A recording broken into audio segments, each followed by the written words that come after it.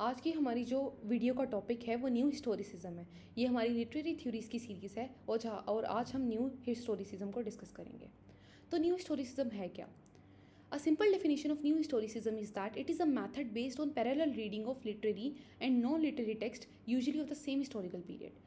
तो इसमें ये है कि हम एक टेक्स्ट उठाते हैं, फॉर एग्जांपल कोई भी लिटरेरी टेक्स्ट उठाते हैं, ओथेलो उठा लेते हैं या शेक्सपियर का कोई और टेक्स्ट उठा लेते हैं, तो हमने साथ में उस टाइम की सारी सोशल कल्चरल जितनी भी चीज़ें उस टाइम पे प्रिवेल कर रही थी, हिस्ट्री की बुक, उसी टाइम की हिस्ट्री की बुक उठा के हमने इसको साथ रखना है और दोनों को पैरेलल स्टडी करना है और ये चीज़ देखनी है कि ऑथर असल में बताना क्या चाह रहा था, क्या वो चीज़ें वाकई उस दौर में वैसे ही हो रही थी, असल में हो क्या रहा था। तो इसका भी कहना यही है कि मीनिंग सिर्फ टेक्स्ट में नहीं है, मीनिंग के लिए हमें टेक्स्ट से बाहर जाना पड़ेगा, लेकिन उसके लिए हमने करना ये है कि लिटरेचर को और हिस्ट्री को दोनों को पैरेलल लेके चलना है। और हिस्ट्री भी आपके टाइम की नहीं कि आपके टाइम में किसी ने बैठ के शेक्सपियर के टाइम की हिस्ट्री लिख दी है तो हम उस बुक को उठा लें, नहीं, दैट इज़ नॉट एप्लीकेबल। हमें उसी टाइम की हिस्ट्री बुक उठानी पड़ेगी और दोनों को 50-50% वेटेज हमने देनी है।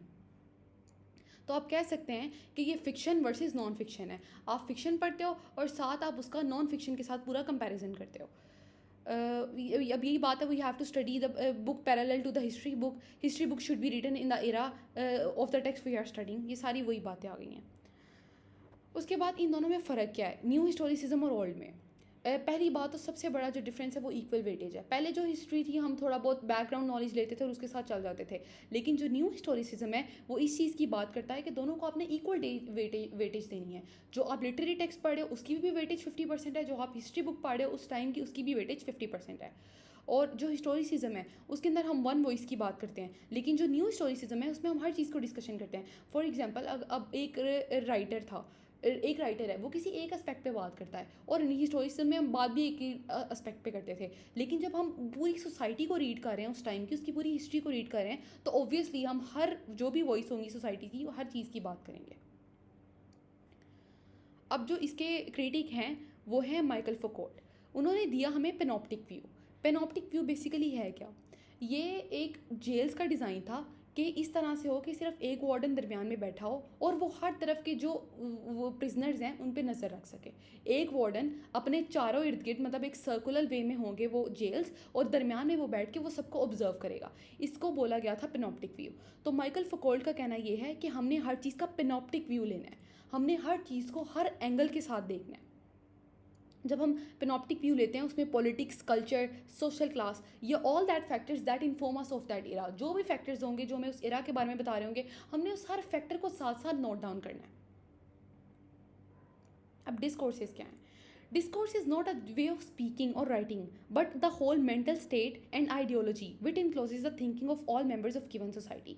एक सोसाइटी के जो मेंबर्स की मेंटल स्टेट या उनकी आइडियोलॉजी है, बेसिकली आप सिंपल वर्ड्स में इसको कह सकते हैं वॉइसेस इन द सोसाइटी, तो उसको हम बोलते हैं डिस्कोर्स। ये कल्चरल होती है, पॉलिटिकल होती है, रिलीजियस होती है। यहाँ पे बात हुई है कल्चरल और पॉलिटिकल डिस्कोर्स की।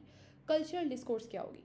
कल्चरल डिस्कोर्स में आप कह सकते हैं कि जिस तरह से अब आप for example comedy of manners की एग्जांपल ले लेते हैं, तो वहाँ पे आप देखते हैं कि हमने अरिस्टोक्रेटिक क्लास का देखा है कि मैरिज कितना उनका कोई करप्ट किस्म का इंस्टीट्यूट है, कुछ नहीं करते, लड़के भी कुछ नहीं करते, लड़कियाँ भी कुछ नहीं करती, अमीरों से शादी कर लेते हैं। तो इस तरह से अब हम उनका जो कल्चर है उस टाइम का हम उसको निकाल के देखेंगे क्या वाकई ऐसा होता था, और वहाँ पर आके हमें अंदाज़ा होता है कि हाँ सही में अरिस्टोक्रेटिक क्लास ऐसी ही थी जिसकी वजह से उनका डाउनफॉल भी आया था।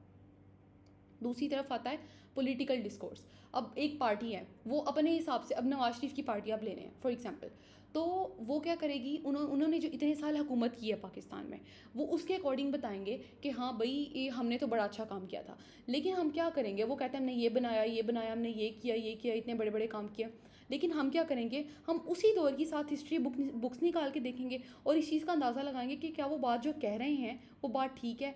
अब जैसे अब पाकिस्तान, इंडिया से पाकिस्तान ट्रेन आई, अब पाकिस्तानी अपने पॉइंट ऑफ व्यू से लिखेंगे, इंडियन अपने पॉइंट ऑफ व्यू से लिखेंगे।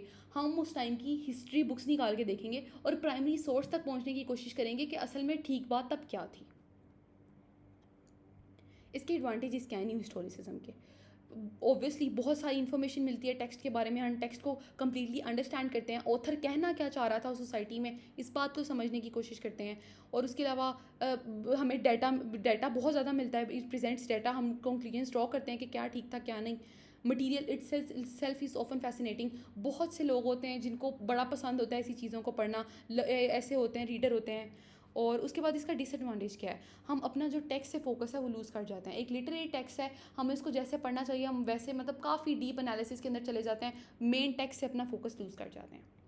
Thank you so much for watching the video. अगर आपको वीडियो पसंद आई है तो इसको लाइक करें और चैनल को सब्सक्राइब करें।